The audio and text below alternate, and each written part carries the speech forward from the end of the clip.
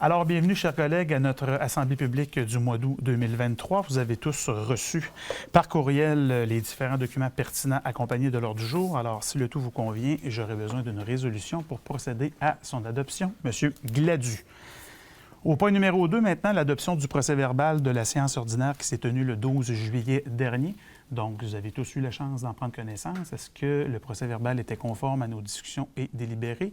Si oui, j'aurais besoin d'une proposition pour en faire l'approbation. Madame Ouellette.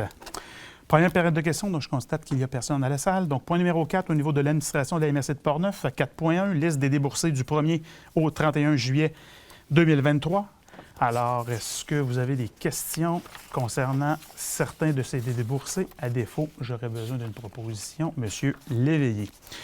À 4.2, maintenant, entente PLIU avec la municipalité de Rivière-à-Pierre et le groupe bénévole Recherche et Sauvetage Rivière-à-Pierre. Confirmation de la dissolution du groupe bénévole et suivi du dossier. Alors, tel que nous avons eu la chance d'en discuter lors du dernier comité de travail tenu à Saint-Hubal, le groupe de bénévoles qui était en place déjà depuis plusieurs années a pris la décision de se dissoudre et nous avions, je voudrais transférer comme mandataire certains équipements que la MRC avait acquis dans le cadre du plan local isolé, en fait, dans le PLIU. Donc, l'objectif de la résolution vise à régulariser le rapatriement des équipements et de reconsolider notre entente avec la municipalité de Rivière-à-Pierre pour poursuivre nos activités via leur organisation. Monsieur Delisle en fait la proposition. Au niveau des TNO, maintenant, point numéro 5, aucun point à l'ordre du jour, ce qui nous amène au point numéro 6, au service de l'aménagement du territoire et de l'urbanisme, donc à 6.1, au niveau des certificats de conformité au schéma d'aménagement et de développement, au nombre de 10. Alors, M. Lessard, je vous cède la parole. Oui, effectivement, donc 10 règlements qui vous sont transmis pour fin de conformité au schéma.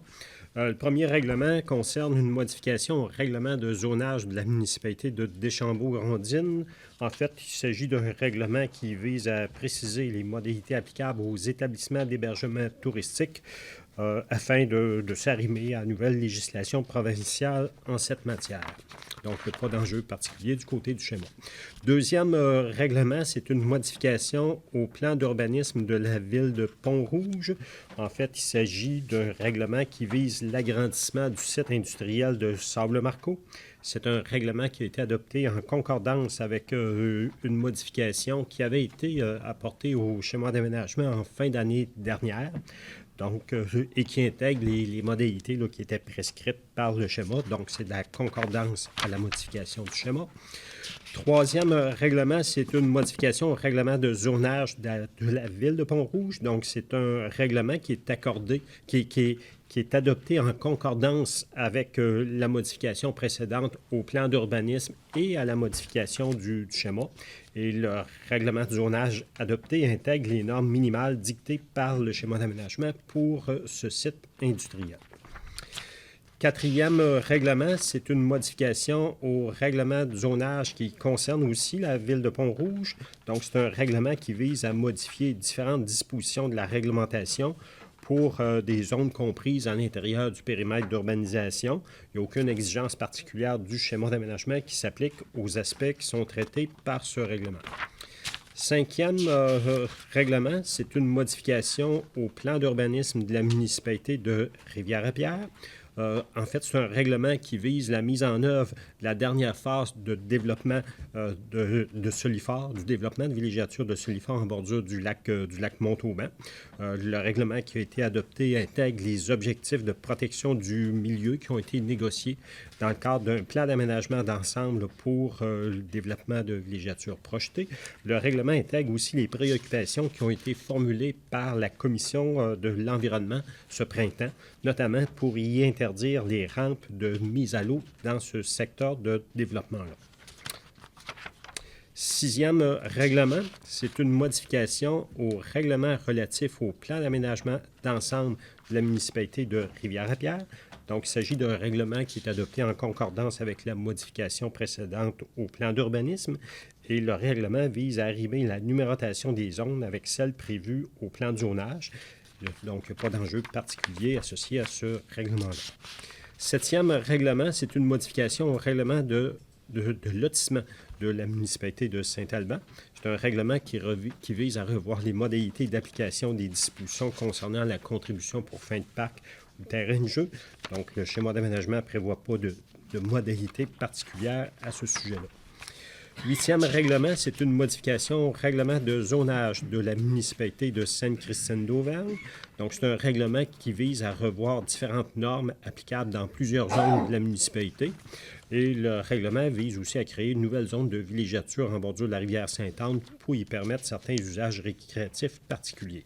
Donc, il n'y a pas de problème particulier du côté du schéma d'aménagement. 9e règlement, c'est une modification au règlement de zonage de la ville de Saint-Raymond. Donc, c'est un règlement qui vise à revoir la configuration des zones dans un secteur du périmètre d'urbanisation de façon à y permettre la construction d'une résidence pour personnes âgées, donc pas d'enjeu particulier. Et 10e règlement, c'est une modification au règlement de zonage qui concerne aussi la ville de Saint-Raymond. Et c'est un règlement qui vise à revoir le zonage d'un autre secteur du périmètre d'urbanisation en créant une nouvelle zone publique et institutionnelle. Pas d'enjeu particulier non plus de ce côté-là.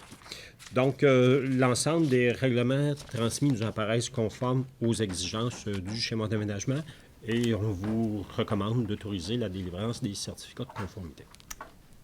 Merci, M. Lessard. Question pour M. Lessard? M. Alain, vous en faites la proposition? Merci beaucoup. Donc, 6.2, programme d'aménagement durable des forêts, donc une modification, une recommandation de financement des projets d'acquisition de connaissances sur les enjeux des tables locales de gestion intégrée des ressources et du territoire. Alors, tel que vous l'a été présenté lors du dernier comité de travail, la résolution vise à adopter une résolution qui vise à bonifier d'un montant de 10 000 le financement du projet de plan d'aménagement forestier pour améliorer la qualité de chasse à l'orignal sur la réserve faunique de Portneuf et autoriser évidemment la signature des protocoles afférents. Alors, si le tout vous convient, M. Shea en fait la proposition.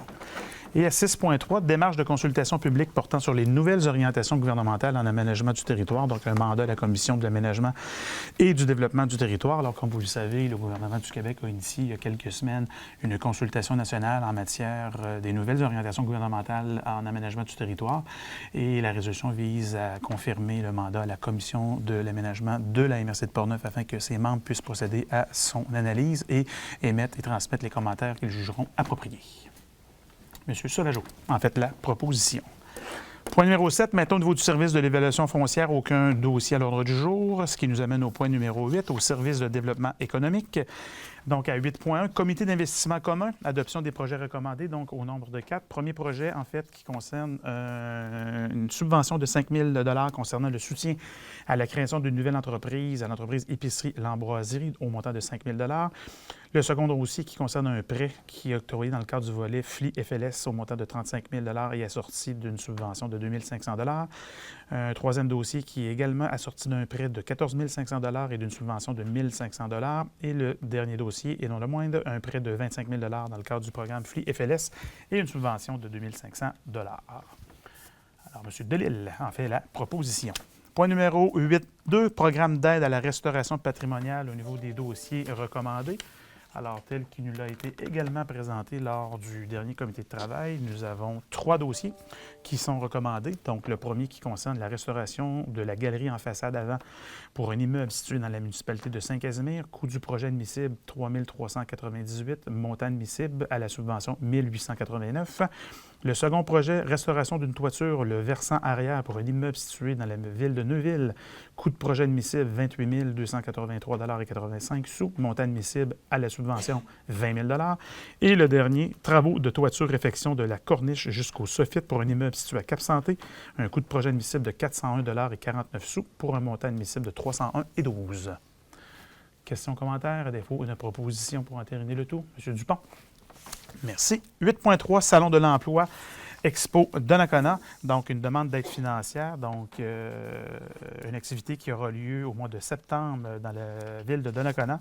Et la demande de commandite est au montant de 8 000 $ pour contribuer à l'organisation du Salon Emploi 2023. M. Leclerc en fait la proposition.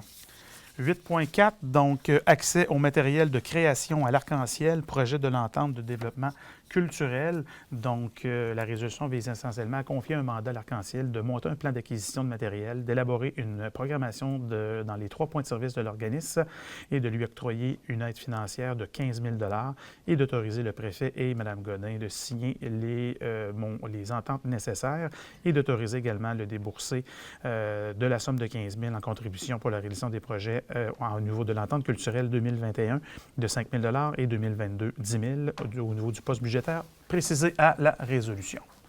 M. Lépine en fait la proposition. 8.5, Fonds pour accélérer la construction de logements, connu sur le nouveau vocable FACL, le FACAL, permission de déposer une demande. Alors, tel que nous avons eu la chance d'en parler de manière assez approfondie lors du dernier comité de travail, le gouvernement fédéral, via la Société canadienne d'hypothèques et de logement, a lancé un vaste programme qui permet aux municipalités et à différents organismes canadiens de pouvoir accélérer la construction et le déploiement de logements. Donc, notre agent, M. Voyer, s'est activé rapidement afin de préparer, bonifier et de nous assurer que la MRC puisse déposer une demande dans le cadre du programme pour nous permettre d'avoir, nous l'espérons, des retombées et des retours qui pourront être bénéfiques pour l'ensemble de notre région. Donc, la résolution vise à autoriser le dépôt de ce document à l'intérieur du délai imparti qui est vendredi le 18 août. Est-ce qu'on va réussir à rentrer à temps? Oui, Ouais. c'est prêt. La demande est faite. Alors, M. Duplan, faites la proposition. Merci beaucoup. 8.6, promenade fleuve, autorisation d'aller en appel d'offres sur le site SEAO pour la fabrication des éléments signalétiques. Donc, la résolution vise simplement à autoriser Mme Frenette à pouvoir déposer les documents requis pour permettre la poursuite de ce projet qui touche les 5 municipalités riveraines au fleuve Saint-Laurent. Mme Baillargeon en fait de la proposition. 8.7, autorisation de transfert de fonds provenant du programme d'accompagnement et de mise en œuvre des recommandations de Québec numérique au Fonds de soutien aux entreprises de la MRC de Portneuf, volet 6. Donc, c'est une somme résiduelle de 32 282,15 qui était demeurée non engagée dans un programme et nous souhaitons ne pas la perdre. Donc, on souhaite pouvoir l'utiliser. Donc, la résolution vise à nous permettre de prendre ces sommes-là et de la destiner dans un autre fonds que nous administrons afin qu'on puisse accompagner et poursuivre notre accompagnement des entreprises en termes numériques. Une proposition en ce sens, M. Perron en fait la proposition. Ce qui nous amène au point 8.8, donc Fonds, région et ruralité, dépôt et adoption du rapport d'activité. Donc, comme vous avez pu le voir lors du dernier comité de travail, Mme Godin nous a fait une présentation de l'ensemble des projets qui ont été administrés, jugés, examinés et dans laquelle la MRC de Portneuf a été en mesure de pouvoir accompagner différentes organisations. On peut constater que nous avons une MRC qui est très active et que l'utilisation des fonds qui sont disponibles via ce programme est hautement bénéfique pour plusieurs organisations et entreprises. Donc, l'objectif, évidemment, c'est d'adopter le rapport et de mettre à jour nos différents objectifs et orientations pour l'année subséquente. Alors, j'aurais besoin d'une résolution en ce sens. M. Shea a fait la proposition. 8.9, Fonds, région et ruralité, adoption des priorités annuelles d'intervention. Donc, j'en ai glissé brièvement un mot. Donc, la résolution vise à actualiser nos différentes orientations et plans de match et de nous arrimer, en fait, en fonction de notre nouvelle planification annuelle qui fera l'objet de discussion lors d'une rencontre que nous allons planifier d'ici la fin du mois de septembre. Donc, si tout vous convient, Mme Baillargeon en fait la proposition. 8.10, donc le programme Accès Entreprises Québec 22-23, dépôt et adoption du rapport de l'année 2022-2023. Donc, la résolution vise à adopter le rapport du programme Accès Entreprises préparé par le Service de développement économique afin de pouvoir le transmettre auprès du ministère approprié. Une résolution en ce sens est requise. Alors, est-ce que j'ai une proposition? Monsieur Duplan. 8.11, signalisation du chemin du roi, autorisation de signer le contrat intervenir avec le ministère des Transports de la mobilité durable. Donc, la résolution vise essentiellement à autoriser Mme Frenette à signer le projet d'entente à intervenir avec le ministère et d'autoriser à réserver les sommes nécessaires à la promotion et à la signalisation du chemin du roi dans l'enveloppe Fonds, Région et Ruralité 2023-2028. On parle d'une facture globale de 6 710 $ plus les taxes applicables et que cette facture sera répartie en 5 versements de 1 342. C'est une reconduction. C'est D'entente. les mêmes coûts que les années passées. Alors, M. Glédu, en fait, la proposition. 8.12, donc, Fonds de la région de la capitale nationale, FRCN, abrogation et remplacement de la résolution CR 145-06-23. Donc, essentiellement, la résolution vise à apporter certaines corrections concernant, en fait, une résolution qui avait été précédemment adoptée afin d'actualiser le montage financier qui a été révisé la suite à certaines vérifications qui ont été effectuées. Donc, si le tout vous convient, j'aurais besoin d'une proposition. Monsieur Delisle. Et 8.13, Fonds de la région de la capitale nationale, FRCN, modification apportée à la suite de la résolution 070-03-2023. Donc, nous avons en fait obtenu certaines précisions de la part de l'entité qui a bénéficié d'une aide financière et la Commission de développement économique a eu la chance d'en discuter lundi matin. Et c'est essentiellement la résolution vise à simplement apporter certaines précisions sur le montage financier et les sommes qui seront décaissées par les entités qui seront part à ce projet-là. Ça ne change rien sur le projet. C'est le même projet, sauf qu'il a été modifié en cours de route à la suite de certaines planifications corporatives et autres. M. Dupont, en fait, la proposition. Ce qui nous amène maintenant au point numéro 9 au niveau des dossiers régionaux. Donc, à 9.1, projet de financement d'acquisition d'orthophotographie aérienne. Donc, c'est une résolution qui vise à autoriser la mise à jour du cadre financier de l'acquisition des orthophotographies aériennes couvrant le territoire de la MRC de Portneuf et une partie du territoire de la Jacques-Cartier et d'autoriser le financement de la dépense incombant à son territoire via notre fonds de mise en valeur des terres du domaine de l'État et d'autoriser le directeur des finances à faire le suivi de la réfacturation pour la portion qui revient à la Jacques-Cartier. On parle d'un montant global qui, en fait, est de 138 798 $ avant les taxes applicables, qui couvre les 2 MRC et que les coûts seront répartis au prorata des territoires couverts et qu'il pourrait y avoir certaines mises à jour. Donc, M. Charles-Édouard sera en charge d'assurer le suivi de la réfacturation nécessaire auprès de notre partenaire de la MRC de la Jacques-Cartier. M. Blackburn, en fait, la proposition. Ce qui nous amène au point 9.2, Association des producteurs de maïs sucré de Neuville qui demande une participation financière pour leur bonification d'équipements qu'ils auront à utiliser et à déployer lors des festivités régionales des fêtes gourmandes de Neuville. Donc, suite aux discussions que nous avons eues en comité de travail préalable, il y a une proposition, en fait, de verser un montant de 500 $. Si le tout vous convient, nous aurions besoin d'une résolution en ce sens. Monsieur Alain a fait la proposition. Point numéro 10, maintenant au niveau des rapports des comités et commissions. Donc, Commission de l'aménagement et du développement du territoire, il y a une rencontre qui est à établir au cours des prochains jours. Commission de développement social et économique, nous sommes réunis lundi matin et les points qui ont été discutés ont fait l'objet de résolutions ce soir. Commission de l'environnement, M. Bédard? Non, pas longtemps. Commission de l'administration, aucune rencontre a été tenue. Comité de sécurité publique, même chose, une rencontre est planifiée pour le mois de septembre. Comité de sécurité incendie, même chose, rencontre planifiée en septembre. Transport régional, Régie régionale de gestion de matières résiduelles, rien à signaler. Et le Forum des élus de la capitale nationale, M. Blackburn, aucune rencontre. Parfait. Donc, ça nous amène au point 11, affaires nouvelles et intervention des représentants. Est-ce que vous souhaiteriez prendre la parole?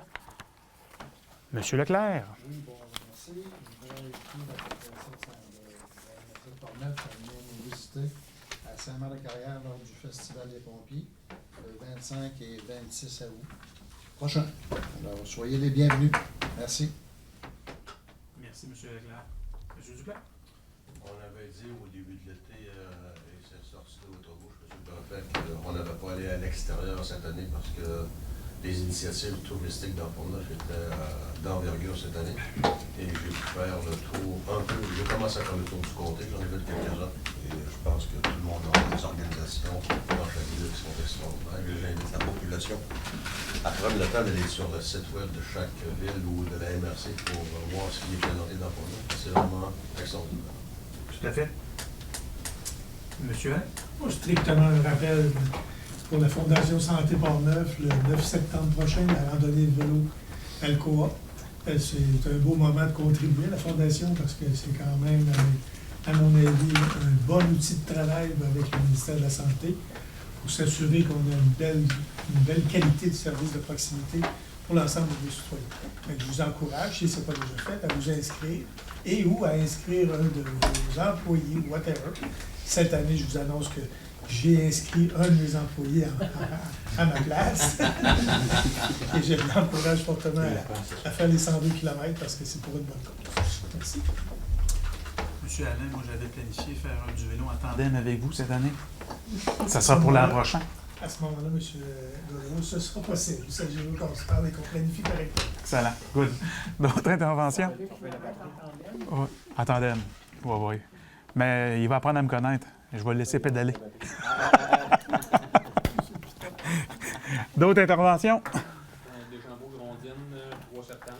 On a la course du Moulin qui revient. Là, une belle activité. L'an passé, on a eu 400 coureurs qui sont venus. On invite tout Port-Neuf et même plus que ça de venir. C'est une belle activité. Puis les fonds sont remis souvent au comité des loisirs, les écoles pour inciter les gens à faire du sport. Fait que bienvenue à tous. Combien de kilomètres, M. Sauvageau? 1, 2,5, 5 ou 10. C'est bien. Vous vous inscrire pour le 1 km, je suppose? 5. On va essayer 5. On va être capable. Merci beaucoup. 3 septembre? 3 septembre. Parfait. M. Dupont? Moi, c'est pour vous inviter le 1er septembre. On parle pas de santé, mais on parle de quelque chose de bon goût. On va avoir bière et poutine. Ça fait une belle année qu'on le fait. Je vous invite, si ça vous tente, de venir vivre l'expérience à Pont-Rouge. Bière et poutine, différentes bières et différentes poutines sont servies pour l'événement. C'est le 1er septembre. On vous invite. C'est parfait. Il faut faire le plein d'énergie avant d'aller courir à Deschambault le 3 septembre. Ça se passe au Ghetto? Pardon? Ça se passe au Ghetto? Ça se passe à l'Hôtel de Ville. L'Hôtel de Ville. Oui, exactement. Alors, nous serons présents, M. Dupont. Ça va nous faire plaisir. Good. Autre question comme intervention, ça va? Alors, moi, avant de passer au point suivant, je vais quand même vous inviter pour les fêtes gourmandes de Neuville qui auront lieu du 24 au 27 août. Alors, des festivités régionales on est à la 11e année. Vous êtes tous invités. On va s'assurer de bien vous recevoir. On a des artistes qui vont assurément répondre aux différents goûts musicaux de plusieurs générations. Alors, et pour les épicuriens, nous allons en fait offrir, il y a un allée du terroir exceptionnel qui permet de mettre en valeur et faire la promotion des différents produits du terroir portneuvois. Donc, je vous invite à participer en grand nombre. Ça va être une édition qui risque d'être phénoménale à l'image des années précédentes, mais cette année, je pense que l'organisation a décidé là, de revamper et de donner évidemment une approche différente. Donc, c'est un rendez-vous à ne pas manquer. Alors, il me fera plaisir de vous accueillir. Je risque d'être sur place pendant ces 4 jours de festivités. Alors, on vous attend en grand nombre. C'est toujours un plaisir de vous accueillir et nous allons par la suite aller vous voir dans vos propres activités. Vous avez fait beaucoup de circuits, en tout cas, pour le choix de vos artistes.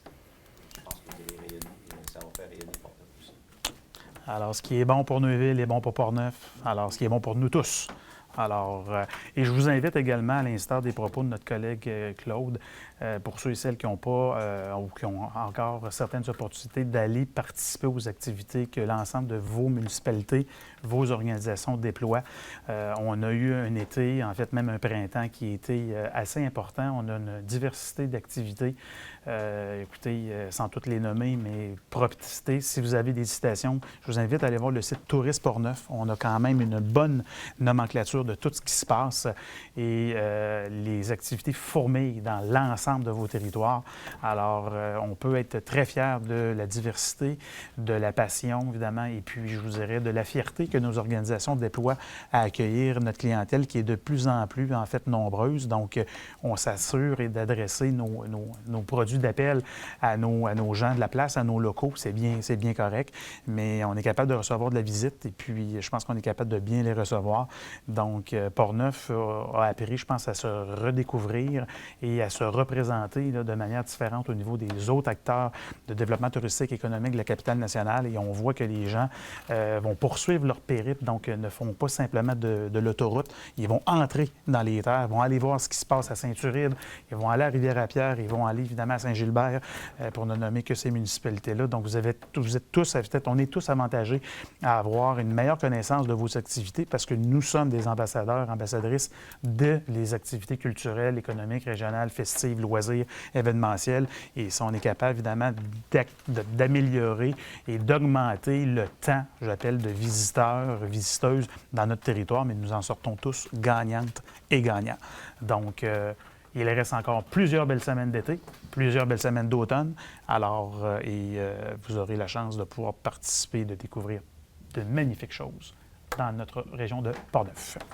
Donc, ce qui nous amène à la seconde période de questions. Donc, je constate qu'il n'y a personne dans la salle. Donc, je vous invite à prendre note de notre prochaine rencontre pour notre comité de travail qui aura lieu au mois de septembre, donc le 6 septembre. Et ça compléterait notre ordre du jour. Donc, j'aurais besoin d'une proposition pour lever l'Assemblée. Monsieur Franqueur en fait la proposition. Donc, je vous souhaite à tous et à toutes une bonne fin de soirée et au plaisir de vous rencontrer lors de nos prochaines activités. Au revoir.